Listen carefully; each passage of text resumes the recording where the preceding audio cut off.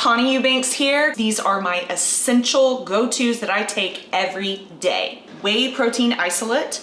It tastes amazing, which is important for me because I love making protein pancakes with this bad boy. My absolute favorite, pre-caged. I'm taking this before my workouts because I am getting hyped and it's gonna help with those pumps. Next up, we have glutamine. This is very important for me because I need to recover after my heavy training. Hydrocharge.